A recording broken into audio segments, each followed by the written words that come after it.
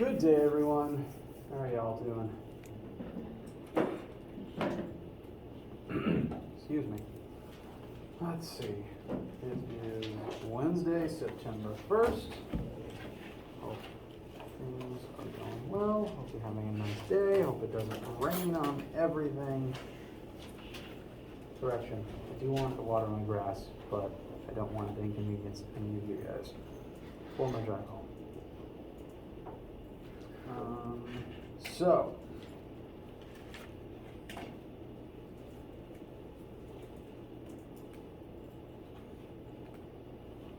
couple general reminders,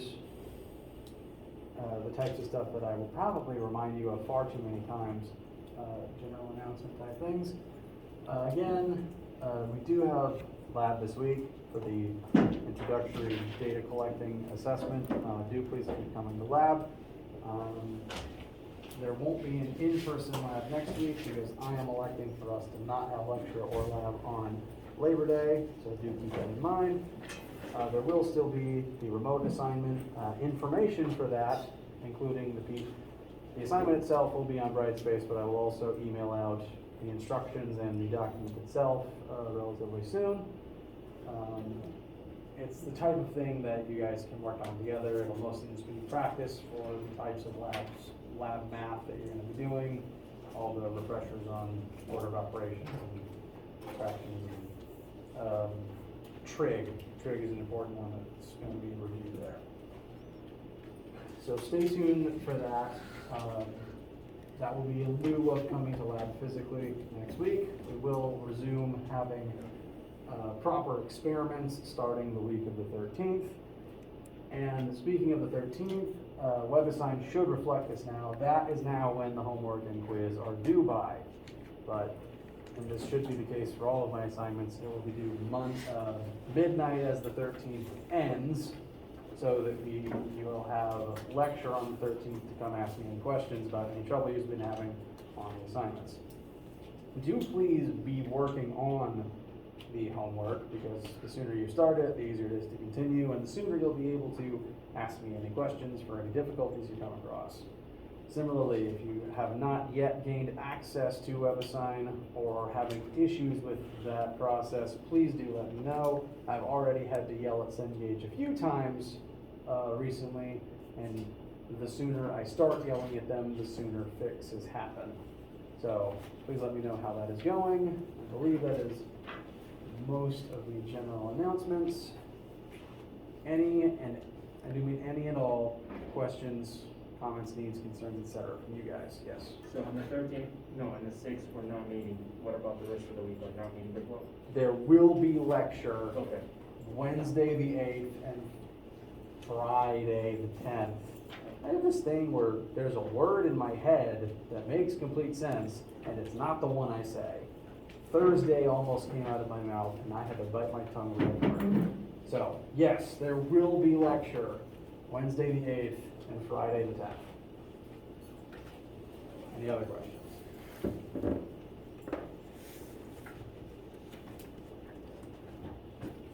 Okay. Do please let me know any questions you have as soon as you have them. Today, we're going to continue looking at our first most important foundational formulas. We've talked about the first two that are visible here, the definitions of velocity and acceleration. Today we're going to expand those and look at two more that contain largely the same variables, just in different combinations. Couple of things I want to address on this slide. My teachers, which are now my co-workers, which is still a surreal experience for me, have been calling this quartet of formulas the Fantastic Four for longer than I have been associated with this school, and I started here in 2010. So referring to them as such is ingrained in my head, and now it will be in yours too. Welcome to the club. These four formulas are useful and do form a series because between the four of them we can describe the linear movement of pretty much any object within 1, 2, or 3-dimensional space. So they are handy to have on hand. We talked about the first two. And to go ahead and address a question that I do get, and to go ahead and assuage any possible concerns about it, these first two formulas have a triple equals sign in it, whereas the other two only have a standard equals sign. Now, we've already been doing math with those formulas, and we have been treating and will continue to treat that triple equal sign as a normal equal sign, because that is what it is in terms of actual mathematical operations. It does have its own meaning, but it still means equals. Don't worry about doing any different math if a formula has that triple equal sign in it.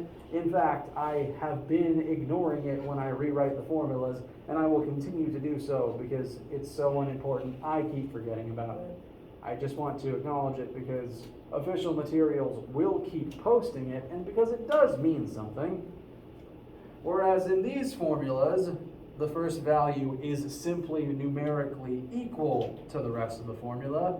Here, these variables are literally defined as what follows. So the triple equal sign means defined as.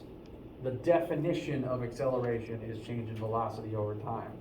That makes it, at least literally, by which I mean in terms of words, stronger than an equal sign. It's not that they happen to be the same thing. They are literally defined as one another. But in terms of the math, it's just an equal sign, and that's all you really need to know about it. So we don't have to treat it as any different. It's just going to show up, and I've gotten questions about it in the past. So, of this quartet, Formula 1 and 2 have already been covered. You've been using them pretty much, or you've at least been using Formula 1 for as long as you've been talking about speed. Formula 3 is generally more useful, at least in more possible cases than 1 or 2. Formula 3 can, generally speaking, be used to describe the motion of any object within three-dimensional space as a function of time in its entirety. And so of these four, 3 is the one that's going to be referenced the most. So to begin examining it, it contains variables we've been using, so nothing here is super new. I do want to at least comment on a few notational bits. In physics, pretty much all of our formulas can be rewritten into a verbal definition because physicists use algebra and calculus as a language to describe the universe. So we will do that briefly here. The location of an object, wherever any object ends up, its change in displacement, and you could write delta x, delta y, delta d, whatever you want, or whatever is relevant to the question you're using. This variable is any form of change in displacement. Where an object ends up in 3D space depends on how fast it was moving at the start of your experiment, its initial velocity, how much time has passed since your experiment began, and if it's been accelerating during this time. The second t here, the t squared, is the same t. You plug the same number in for both of them, it's the same variable. So, where we end up depends on how fast we were moving when we started, and if we've been accelerating, and how much time has passed. Again, this first term can be any variant of change in displacement, depending on the question of your own notation, that would be fine. I do want to at least acknowledge a brief inconsistency in the way that I am going to write and say things. As it's written in this, I guess, department official publication, we have v with a subscript 0 representing the initial velocity of the object. One of the professors here, who I learned from and now work with, Dr. Wanless, is from South Africa. And I've picked up a few Britishisms from him just because I've been interacting with him for so many years. That includes referring to this as V naught. And I don't mean NOT, I mean NAUGHT, which if you haven't heard it on probably BBC, some non-American English-speaking countries use naught as a substitute for 0. So V naught, V initial is a different way of referring to initial velocity. So if I am saying this term out loud, I might say V naught. I might even skip a few steps and just call it VI. Because in my head, I've been doing this so long, it's all the same, and I tend to skip that step. But however it's written and however I say it, it all means the same thing. V initial velocity at time equals 0 at the start of the experiment. I'm going to treat them all as identical. If there is absolutely any confusion in my descriptions or notation, please let me know. Any questions about that before we continue? Okay. So initial velocity, however it is described, time, acceleration, and that tells us where we will end up. The fourth formula here, to briefly address it, is sort of the odd man out, both in terms of how infrequently it's used, and in terms of the fact it's the only one of the four that doesn't have a T in it. And because time is just important, and because it's in most formulas we're going to be using, most problems will tend to either tell you a measure of time or give you everything you need to calculate time. Very rarely does time not matter, and so very rarely does the need for number 4 come up. But because it's the only one that doesn't have a T in it, on those rare occasions where you have no T given to you or no way to find it, that's the one case this one becomes essential. So this is the one that you don't need until you need it, and that's why it's still up here, despite being the most infrequently used one of them. So let's begin using these in a few situations. First, very brief, very similar looking question. You drive at 55 miles per hour for 23 minutes. How far have you traveled in that amount of time? And my generally advised tactic is read the question, list all your variables, and then we find appropriate formulas. So we are told V equals 55 mph. Time is 23 minutes. You're asked for distance traveled. I'm going to write that as delta D, because we're not told a direction. And that is everything that the question tells us expressly. As time goes on, though, you will have to become somewhat reliant on figuring out the information the question gives you that isn't outright stated to you, though. For example, in this particular question, the assumption is we're moving at this constant velocity the entire time. What does that mean for our hypothetical acceleration in this case? At least one person said it. It's 0. If you are moving at constant velocity, you are not accelerating. That is a general rule, a general guideline that is a helpful assumption to make sometimes, because a lot of formulas have A in it, and sometimes you need to know if it's 0 or not.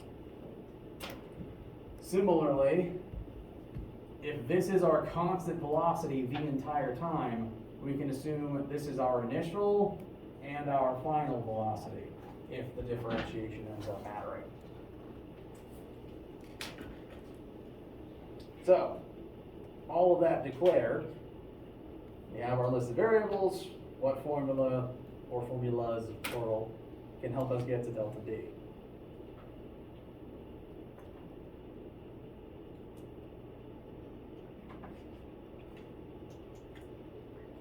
Delta X one? Yes, that is one of them. I did say plural, so more than one could be handy. But let's focus on number 3 real quick, just to show how useful it can be. Delta D, delta X, again, however you want to describe it. It's entirely relevant to the question. Equals VIT plus 1/2 AT squared. Like I said, this can tell us generally where anything ends up in time, so we can proceed with this one. We want delta D, so we will leave that as a variable. Our VI, we already declared that as 55. Multiply that by time. Should we plug in 23? No, 23 is minutes, 55 is MPH.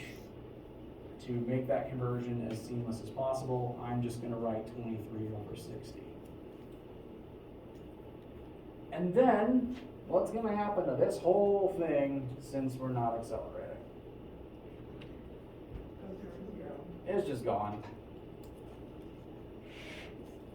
If you're not accelerating, this whole formula becomes way simpler.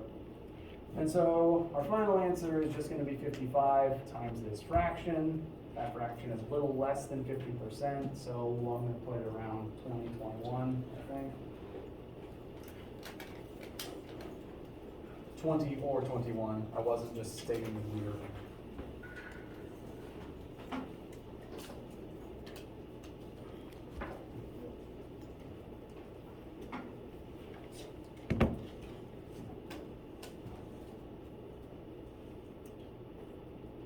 Does anyone disagree? You're allowed to. I just want to know.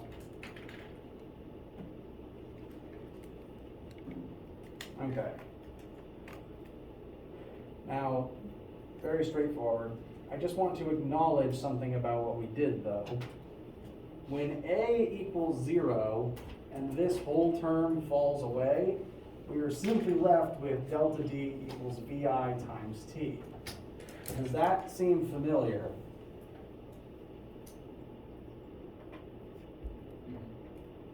What does it seem familiar or similar to?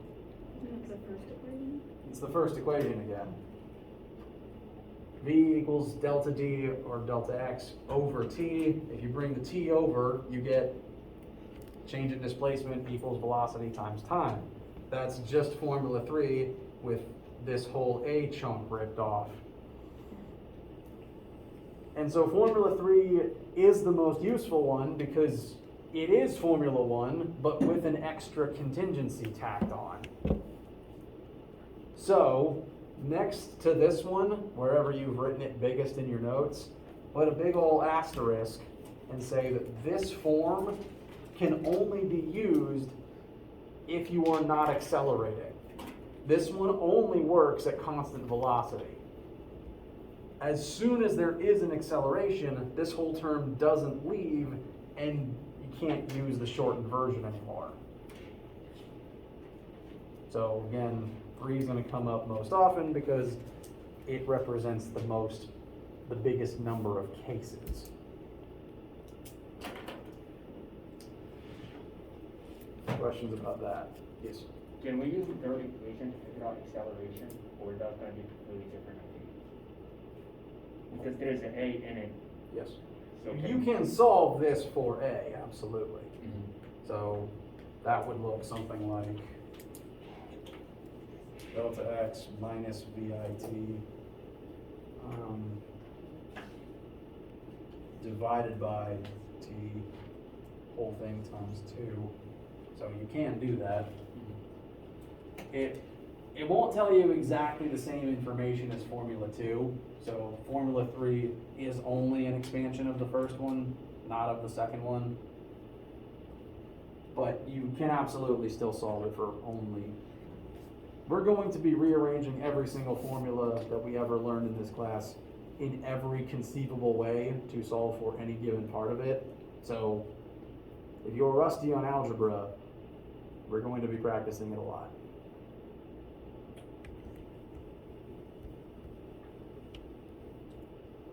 But at least for now, any other questions about the relationship between 1 and 3 or this? Okay. Continuing on, let's look quickly at the second example.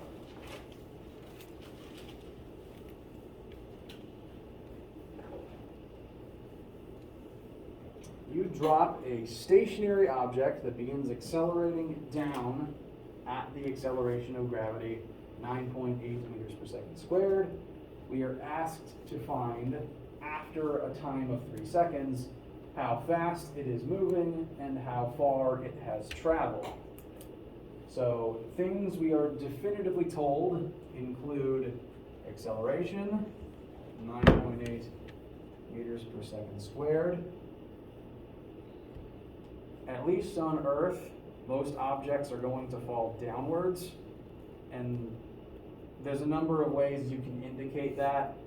Very commonly, this number is just going to be negative 9.8 to show that fact. But occasionally, there's going to be cases like this where every vector points down, or accelerating down, or displacing down, or velocity will point down.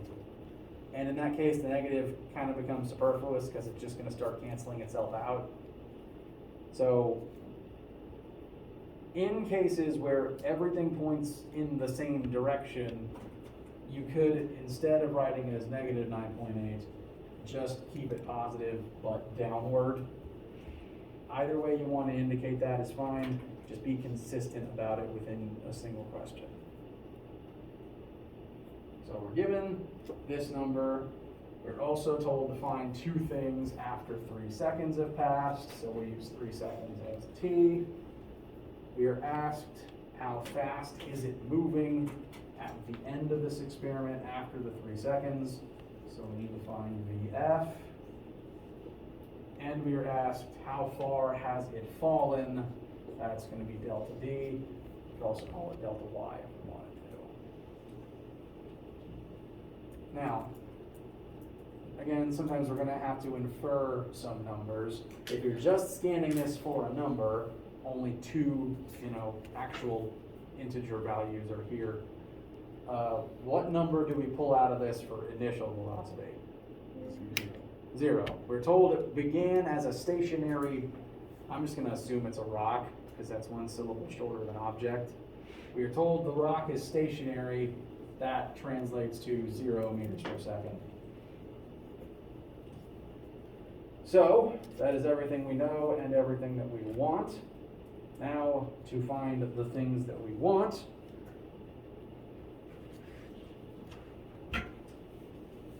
Ultimately, we can probably find them in any order we want them. So, just with what we have listed here, what formulas might be useful?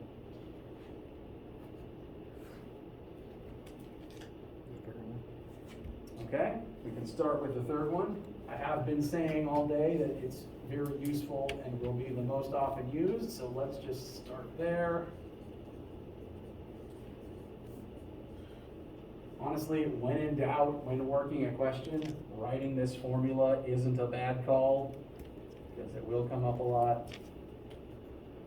So, this one, delta D, which we don't know yet but we want, equals VI, which we know, times time, which we know, plus 1/2 times A, which we know, times time again. So we can successfully solve this one for delta D. Let's go ahead and do that. VI times time. VI is 0, so that whole piece is just going to fall away. Plus 1/2 A times T squared. Brief order of operations practice. Do note you are only squaring the 3. You are not squaring the entirety of 0.5 times 9.8 times 3. And this will give us some number of meters.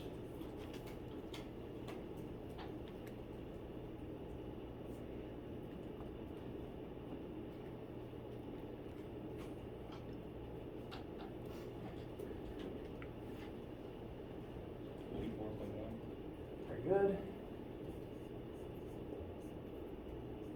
And again, everything's going to be pointing down. You can represent that however you want. Negative sign, the word down, an arrow. Me as a human interpreting your answers won't care as long as you are correct and consistent. Correct and consistent. I talk too fast, that sounds like the word inconsistent.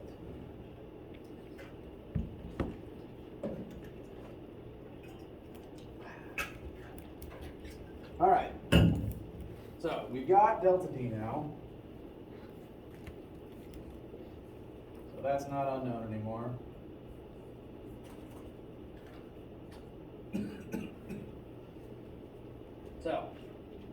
Now, what can we use to find VF?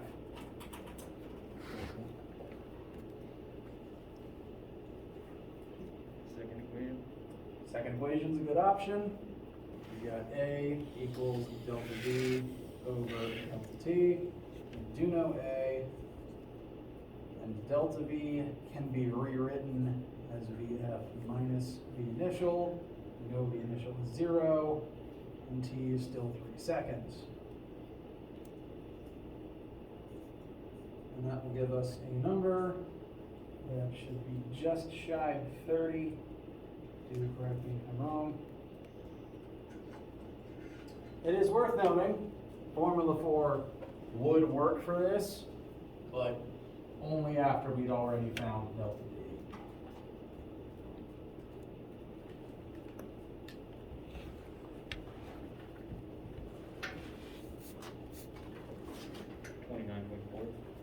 Good.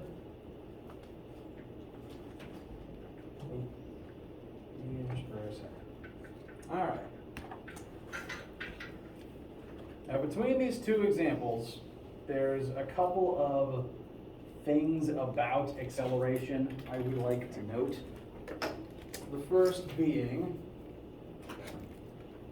in both of these cases, this whole process took place over a period of 3 seconds. Acceleration is not instantaneous.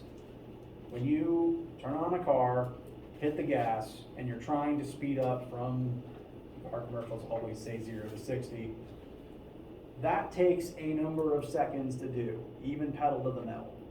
All acceleration will take some amount of time. There is no way to just immediately go from 0 to 60. There's always some passage of time there, which is why time is again in 3 of the 4 formulas referenced.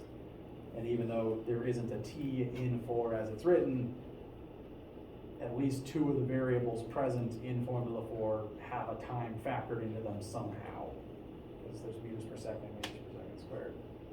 So acceleration is not instantaneous. It takes time, but it also takes displacement. You can't accelerate without moving while you're doing it. As you're speeding up, you're moving forwards. As soon as you hit the gas, you will begin inching forwards. You might not be at 60 yet, but you've still traveled. So as you accelerate, you will be moving. There is no way to accelerate without some amount of motion present. Additionally, it took me a while, because American imperial system, to start getting a sense of scale for metric answers. This is a very long distance to fall. 1 meter is about 3.3 feet. So this comes out to about 145 feet fallen in 3 seconds. That's 13, 14-story building.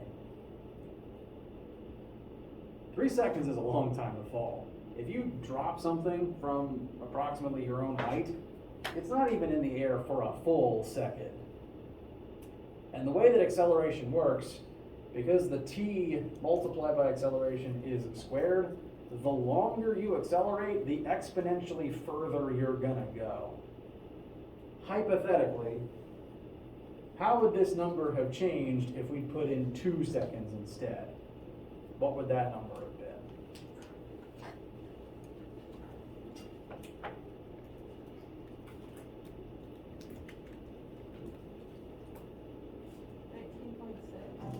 Very good.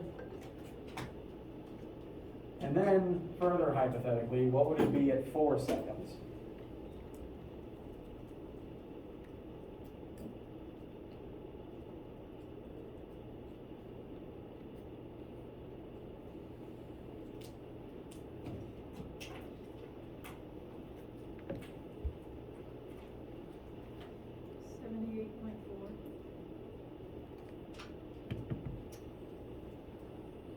The trend that we're creating here is at least approximating exponential gain, because between 0 and 3 seconds, we more than double how far we go.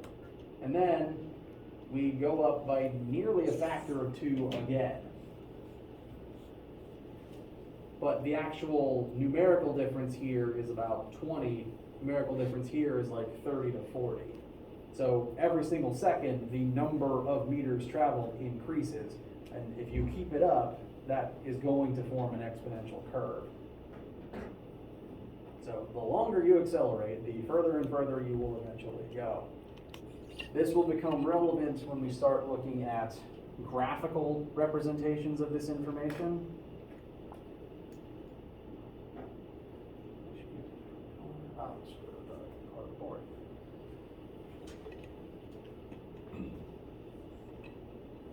Because we like numbers in physics, we do tend to use a lot of graphs to represent them.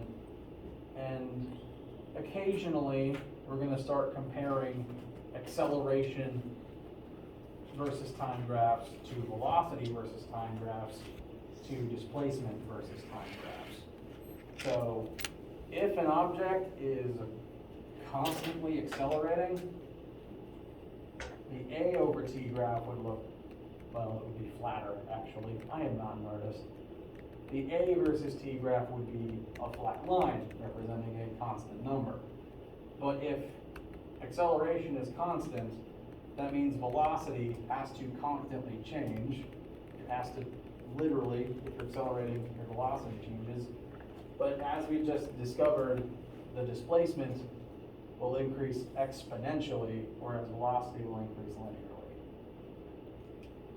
I'll focus a little bit more on these comparisons as we go, but this is again due to the fact that these three things are related via a integral derivative relationship when it comes to time.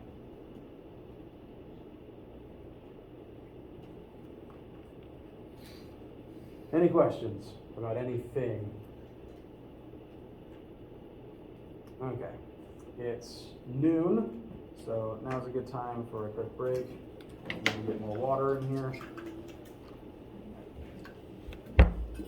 I'll resume in a second for a little more acceleration information and then a brief foray into the start of 2D and a conversation about falling.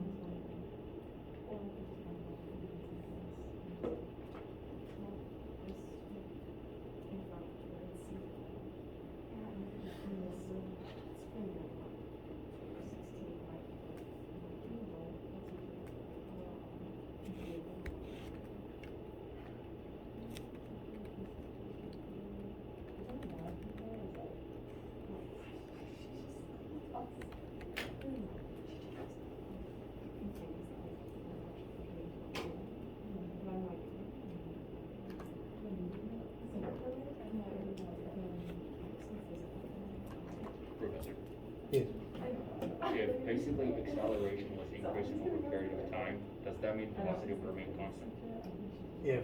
If your acceleration was constantly rising, Yeah. then that would probably look something like this.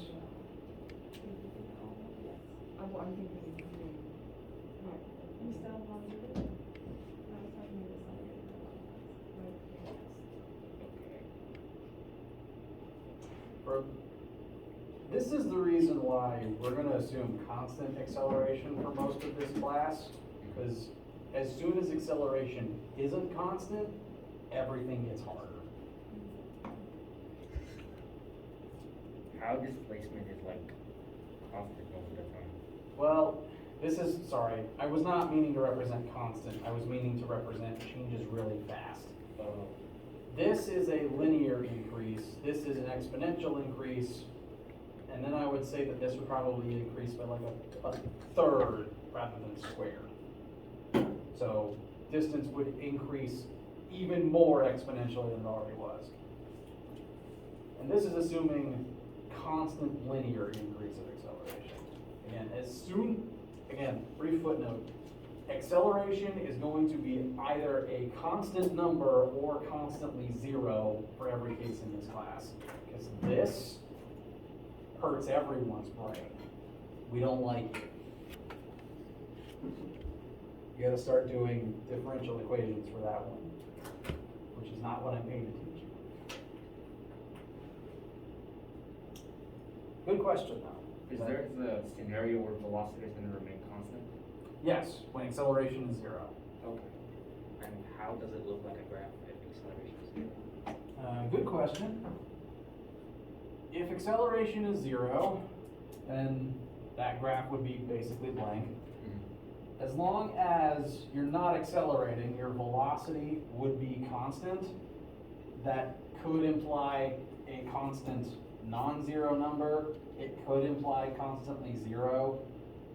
If it was constantly zero, this graph would be also a flat line. If it was constantly not zero, your displacement would change linearly.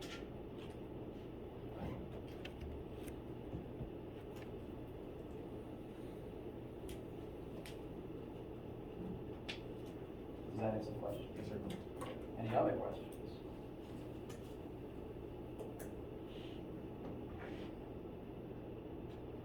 Okay, so briefly, there was a third sample on this slide that I have yet to acknowledge. Between being on a normal playground or possibly going to a fair / carnival / similar thing when the world is not in the middle of a virus crisis, has anyone in this room not been on some sort of a spinning entertainment device designed primarily for children? Carousel, merry-go-round, Ferris wheel, etc. Okay. I'm also going to apply the same example to being in a vehicle, which I assume, again, most people have done. And the picture I'm about to draw, again, I am not an artist, and I'm drawing a bird's eye view of a car. So really there's not even any visible tires to help distinguish it. So I'm just labeling it car.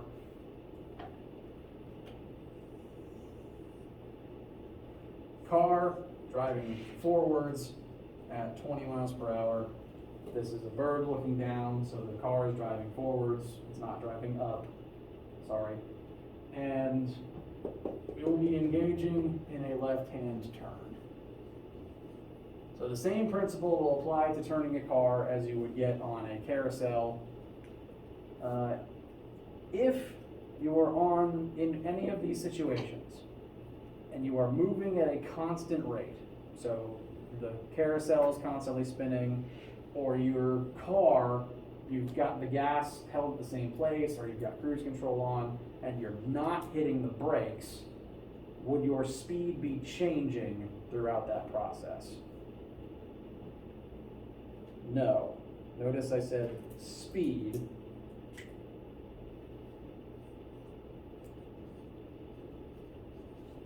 if you've got cruise on and aren't hitting the brake, which I don't recommend while left-hand turning, then your speed wouldn't drop. The physical number of meters per second, or miles per hour, would remain unchanged. Is that unclear before we move on? Does that make sense? Okay. To change the question somewhat, in this case, or still on the carousel, is your velocity changing in such situations? Getting at least a few nods. It actually is. Speed in these cases would remain unchanged because speed just tells you the magnitude of how fast you are. Velocity as a vector cares about direction. And on a carousel or turning, your direction is changing. So, this is going to be a brief foray into two-dimensional motion. It's not that scary, I promise. If we were to apply a standard coordinate system to this visualization, we could rewrite this as a coordinate pair, basically representing velocity. We could do 0, 20. After we turn, though, what would it now be?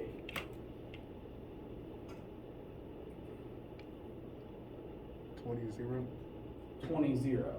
And if we wanted to be even more specific, probably negative 20, 0, if we keep the usual coordinate system stuff.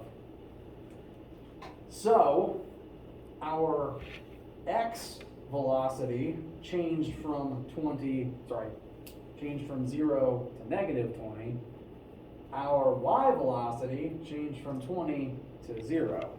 Both of those velocities changed, therefore we accelerated. And this is constantly happening on your choice of spinema thing. You are constantly changing direction as long as you're on the ride.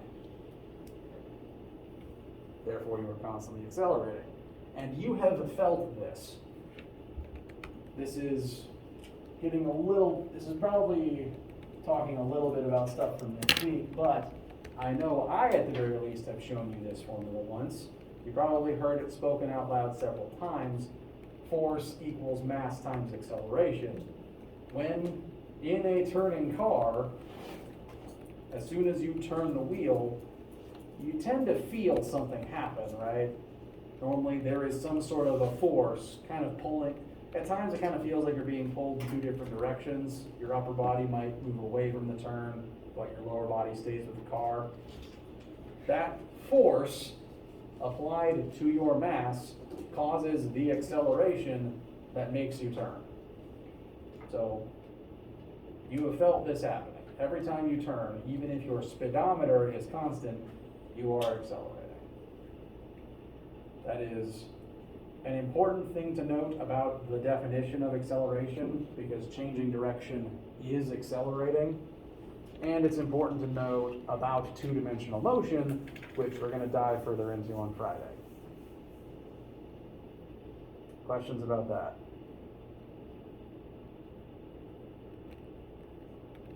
Yes. So even if we're going the same speed, changing direction causes acceleration? Exactly.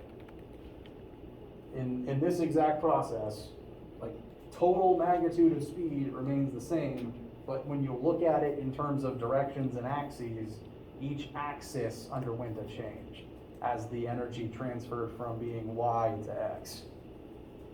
So some force had to come into the situation and cause that change. There was an acceleration for as long as the turn lasted. And note, you only feel that force, that weird sensation of kind of feeling like you're being pulled out of the circle, for as long as the turn lasts. Once you're driving forward again, you feel normal, because the acceleration stopped.